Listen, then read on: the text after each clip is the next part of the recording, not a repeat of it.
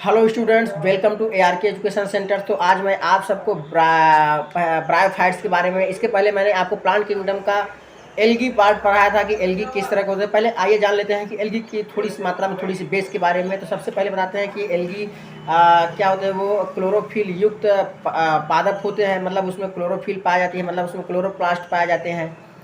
दूसरी चीज़, क्लोरोफिल युक्त होने के साथ साथ ये स्वपोषी होते हैं, क्योंकि इसमें क्लोरोफिल पाया जाएगी तो श्वसन अपने अपने तरीके से करेंगे या अपने जैसे करेंगे, खुद से श्वसन करेंगे ये।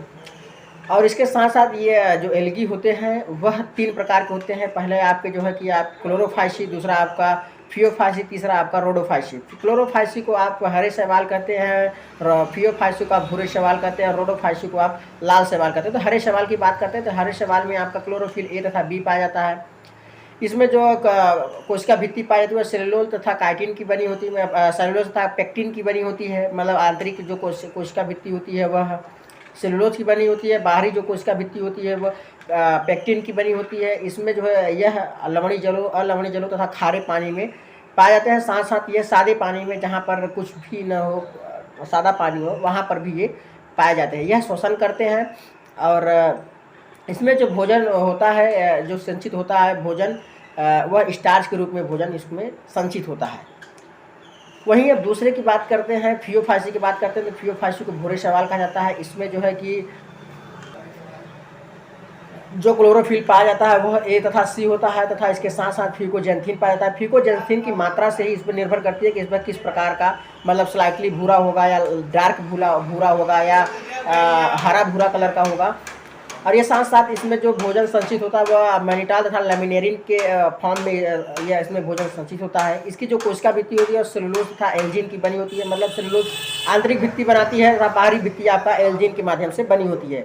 इसमें जो कसाई पाई जाती है वह 2 पाई जाती है, असमान होती है तथा पार्श्वी होती है, मतलब बगल बगल से निकल जाती है। यह अलवणीय जलों में बहुत कम पाई जाती है तथा खारे जल में पाई जाती हैं, तथा लवणीय जल में भी पाए जाते हैं। अब आते हैं यही रोडोफाइसी की बात करते हैं। तो रोडोफाइसी में लाल शैवाल आते हैं। लाल शैवाल इसे कहते हैं। इसमें जो प्रमुख वर्णक होता है वह क्लोरोफिल ए तथा डी होता है। फाइकोएरिथ्रिन की मात्रा की वजह से ही इसे इसमें डिपेंड करता है कि यह कितने लाल के होते हैं, या हल्के लाल होते हैं या ज़्यादा लाल कलर के होते हैं। इसकी मात्रा फाइकोएरिथ्रिन करता है। तो फाइकोएरिथ्रिन भी वर्णक जो है कि इसमें पाई जाती है, जिसकी वजह से इनका रंग लाल होता है। फ्लोरिडियन स्टार्च के रूप में इसमें भोजन संचित होता है। सेलुलोज इसकी कोशिका भित्ति बनी होती है। इसमें जो है कि कसाब नहीं पाए जाते हैं, ये अनुपस्थित होते हैं। इसलिए इसके जो युग्मक होते हैं, स्पोर्स होते हैं, पोलन होते हैं, वह जो है कि नॉन मोटाइल होते हैं, मतलब गमित नहीं होते हैं। यह अलवणीय जलों में कुछ कुछ मात्रा में पाए जाते हैं, खारे जलों में पाए जाते हैं, लवणीय जलों में बहुत ज़्यादा मात्रा में पाए जाते हैं। मतलब यह समुद्र में बहुत ज़्यादा में पाए जाते हैं। इसीलिए यह हम कम तापमान वाले स्थान पर समुद्र, मतलब अधिक गहराई वाले समुद्र में भी पाए जाते हैं, तथा समुद्र के समतल पर जहाँ अधिक तापमान होता है वहाँ पर भी ये पाए जाते हैं। इसके विस्फोट होने की वजह से ही वहाँ का एरिया या वह तालाब, वह समुद्र, वह नदी लाल दिखाई देने लगती है। अब आइए जानते हैं ब्रायोफाइट्स के बारे में। ब्रायोफाइट्स क्या होते हैं। तो ब्रायोफाइट को शुरुआत करने से पहले मैं उसके बारे में कुछ बेसिक चीज़ें आपको बता दूँ, ताकि आपको याद रहे हमेशा।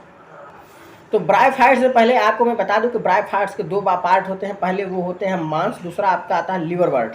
लिवरवर्ट और बाद ये जो दोनों होते हैं वो छायादार स्थानों पर तथा नम स्थानों पर पाए जाते हैं। ये ब्रायोफाइट्स को पादप जगत का उभयचर बोला जाता है। मतलब जैसे कि एम्फीबियांस जो आपके जंतु जगत में थे, वैसे ही ये जो है कि ब्रायोफाइट्स जो होते हैं वे पादप जगत के एम्फीबियांस या उभयचर कहलाते हैं। क्योंकि यह जो है कि जीवन यापन करने के लिए ये भूमि पर अपना जीवन यापन करते हैं, लेकिन इनको फर्टिलाइजेशन करने के लिए, निषेचन करने के लिए, अपने जैसे संतान उत्पत्ति करने के लिए इनको जो है वाटर यानी पानी की आवश्यकता पड़ती है। इसमें नर तथा मादा अलग अलग होते हैं या अलग अलग हो सकते हैं। इसमें नर मादा के लिए पुंगधानी तथा मादा के लिए स्त्रीधानी की व्यवस्था होती है। जो स्त्रीधानी होती है वह एक फ्लास्क, आपने प्रयोगशाला में देखा होगा कि जो फ्लास्क होती है, नीचे आपकी गोल पेदी का, ऊपर आपका सिलेंड्रिकल होता है। तो यह फ्लास्क की टाइप का होता है जो स्त्रीधानी इसमें ब्रायोफाइट्स में पाए जाते हैं। अब आइए देखते हैं आपकी एनसीईआरटी क्या कहती है। एनसीईआरटी आपकी यह कहती है कि ब्रायोफाइट्स में मांस तथा लिवरवर्ट आते हैं। मैंने आपको बताया कि ब्रायोफाइट्स के 2 भाग होते हैं। पहला एक मांस, दूसरा आपका आता है लिवरवर्ट। जो प्रायः पहाड़ियों तथा नम तथा छायादार स्थानों पर पाए जाते हैं। यह आपके जो है कि पहाड़ियों पर पाए जाते हैं, छायादार स्थानों पर पाए जाते हैं, नम स्थानों पर भी यह पाए जाते हैं। ब्रायोफाइट्स को पादप जगत का उभयचर यानी एम्फीबियंस बोला जाता है प्लांट किंगडम का। तो bryophytes are the amphibians in the plant kingdom, क्योंकि यह भूमि पर जीवित रहते हैं, यह भूमि पर जीवन यापन अपना करते हैं, किंतु अलैंगिक या लैंगिक जनन के किंतु लैंगिक जनन के लिए यह, इसमें लैंगिक जनन नहीं होता, इसमें लैंगिक जनन होता है। तो इसमें लैंगिक जनन के लिए इस पर ये जल पर निर्भर होते हैं। यह प्रायः नम, सीलन मतलब आर्द्र वाले स्थान, ह्यूमिडिटी वाले स्थानों पर तथा छायादार स्थानों पर उगते हैं। ये अनुक्रम में महत्वपूर्ण भूमिका निभाते हैं, ये अनुक्रमण में महत्वपूर्ण भूमिका निभाते हैं। इनकी पादपकाय शैवाल की अपेक्षा अधिक विविध रहती है। इनकी जो बनावट होती है, इनकी जो आकार और रूप, रंग, वेशभूषा होती है, यह जो है कि शैवालों से बहुत ही विभिन्न रहती है। यह थैलस की तरह होता है, एक थैलस समान रूपी संरचना बनाता है। आपने थैलस देखा होगा, थैलस रूपी समान रचना होता है। और यह शयन या शयान तथा सीधा होता है। यह शयान का मतलब होता है एकदम टाइट, एकदम सीधा। और एक कोशिक तथा बहुकोशिक मूलाभ या स्पेक्ट्रम से जुड़ा रहता है। यह मतलब किसी भी एक आधार से जुड़ा रहता है, एक मजबूत जड़ से जुड़ा रहता है। इसमें वास्तविक मूल, तना तथा पत्तियां नहीं होती है। इसमें नहीं पता चलती है कि इसकी पत्ती कौन सी हो सकती है, या इसके जड़ कौन से हो सकते हैं, या इसके तने कैसे हो सकते हैं, ये हम नहीं देख सकते। आपने पुदीना का पौधा देखा होगा, वो ब्रायोफाइट्स होते हैं, क्योंकि उनको जो है कि जीवन यापन करने के लिए आपको चाहिए होता है स्थल, लेकिन उनको जो है कि अपने समान उत्पत्ति करने के लिए या फिर लैंगिक जनन के लिए उनको चाहिए होता है पानी।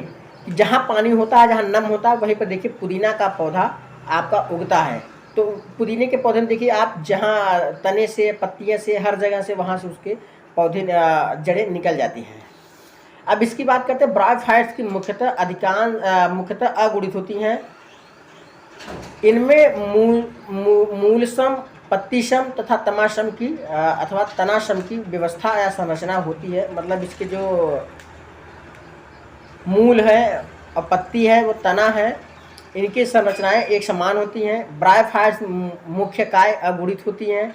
ये उगमक उत्पन्न करते हैं, मतलब कि इसमें अलैंगिक गिरन तथा बाइनरी फ्यूजन्स नहीं होते हैं, काय गिरन नहीं होते हैं। इसलिए जो है कि इसमें जो है कि युग्मक उत्पन्न होता है, और इसी युग्मक को युग्मकोद्भिद कहा जाता है। इसीलिए इनको युग्मकोद्भिद कहा जाता है। ब्रायोफाइट्स में लैंगिक अंग बहुकोशिक होते हैं। इसमें जो लैंगिक अंग होता है वो बहुकोशिकीय होते हैं।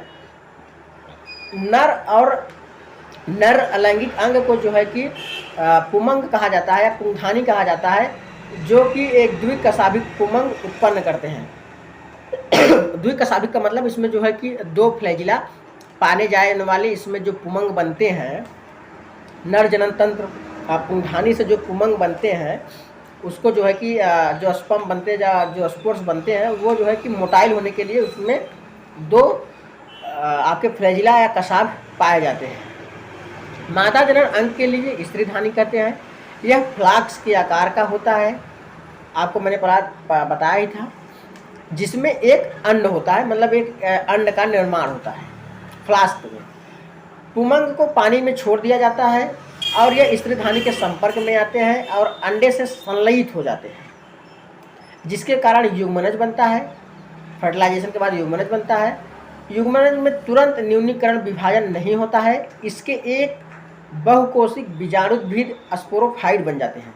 इसका कहने का मतलब ये होता है कि जब युग्मक जो है कि अंडा या अंडे से निषेचन करता है, तो निषेचन होने के बाद इसमें जैसे कि मनुष्यों में तुरंत विभाजन होने लगता है, मारुला, बाशुला, क्लीवेज, ये सब स्टार्ट होने लगते हैं। लेकिन इस ब्रायोफाइट्स में क्या होता है कि इसमें तुरंत की क्रियाएं नहीं स्टार्ट होने से पहले जो है कि इसमें स्पोरोफाइट बनता है। स्पोरोफाइट बनने के बाद तब धीरे धीरे ये क्रियाएं क्लीवेज होना या मारुला होना या ब्लास्टुला होना, ये सब सारी चीज़ें आपके संपन्न होती है। स्पोरोसाइट मुक्त जीवी नहीं है। स्पोरोफाइट जो अवस्था होती है वह मुक्त जीवी नहीं होती है, बल्कि यह प्रकाश संश्लेषी युग्मकोद्भिद से जुड़ा रहता है और इससे अपना भोजन प्राप्त करता रहता है। इसका मतलब ये हुआ है कि जो स्पोरोफाइट बना रहता है वह एक प्रकाश संश्लेषी पौधों के द्वारा जुड़ा रहता है, युग्मकोद्भिद से जुड़ा रहता है, किसी भी पादप से जुड़ा रहता है, जो कि वहाँ से अपना भरण पोषण करता है। स्पोरोफाइट की कुछ कोशिकाओं में न्यूनीकरण विभाजन होता है, मतलब स्पोरोफाइट के धीरे धीरे जो नई नई कोशिकाएं हैं उसमें जो है कि आपका विभाजन स्टार्ट होता है। इसमें अगुणित बीजाणु अंकुरित होकर के युग्मकोद्भिद में विकसित हो जाते हैं। मतलब जो अगुणित मतलब डिप्लॉयड जो बीजाणु हैं या अगुणित जो बीजाणु हैं वह अंकुरित होते हैं और युग्मकोद्भिद में विकसित होने लगते हैं, युग्मकोद्भिद में ही विकसित होने लगते हैं, जिससे वो जुड़े रहते हैं, जिससे वो भरण पोषण करते हैं। ब्रायोफाइट्स का बहुत कम आर्थिक महत्व होता है, लेकिन कुछ मांस मतलब जो मांस और लीवर बर्ड आते हैं, कुछ मांस शाकाहारी स्तनधारियों, पक्षियों तथा अन्य प्राणियों को भोजन प्रदान करते हैं। मांस के जो ब्रायोफाइट्स होते हैं या मांस के अंतर्गत जो ब्रायोफाइट्स आते हैं वह ब्रायोफाइट्स कुछ शाकाहारी स्तनधारियों, पंछियों तथा अन्य प्राणियों के भोजन प्राप्त करते हैं। स्फेगनम की कुछ स्पीसीज स्फेगनम की कुछ जाति पीट प्रदान करती हैं, जिसका उपयोग ईंधन के रूप में करते हैं। इसका उपयोग पैकिंग में, सजीव पदार्थों को स्थानांतरित करने में इसका में भी करते हैं। इसलिए पौधों को स्थानांतरित करने में, क्योंकि ये नम स्थान पे ज़्यादा एब्जॉर्ब और पानी कर लेता है स्फेगनम, इसलिए इसको पौधे की जड़ों पर लपेट करके इसको एक स्थान से दूसरे स्थान पर पौधों को ले जाया जाता है। ब्रायोफाइट्स के स्फेगनम मांस के स्फेगनम जात वाले जो ब्रायोफाइट्स होते हैं, पादप होते हैं, उसके साथ इसको लपेट करके लिया जाता है। इसका कारण यह है कि इसमें पानी को रोकने की क्षमता अधिक होती है, मैंने बता दिया है आपको। लाइकेन समेत मांस सर्वप्रथम ऐसे सजीव हैं जो चट्टानों पर उगते हैं। मांस जो है कि यह चट्टानों पर उगने वाले ब्रायोफाइट्स होते हैं। लाइकेन समेत, हाँ मैंने आपको बताया, इसका पारिस्थितिक दृष्टि से बहुत महत्व है। इन्होंने चट्टानों पर अपघटित किया है और उच्च कोट के पौधों को उगाने के अनुरूप बनाया है। इसका मतलब ये हुआ कि जो मांस होते हैं यह उच्च चट्टानों को अपघटित कर देते हैं, विघटित कर देते हैं, उसका क्षरण कर देते हैं, और जहाँ पर एक उच्च कोटि के पादप जैसे टेरिडोफाइट्स से आपके जिम्नोस्पर्म या एंजियोस्पर्म के पौधों को उगने के लिए क्षमता बनाते हैं। चूँकि मांस मिट्टी पर एक सघन परत बना देते हैं, इसलिए वर्षा की बौछार मृदा को अधिक हानि नहीं पहुंचा पाती है।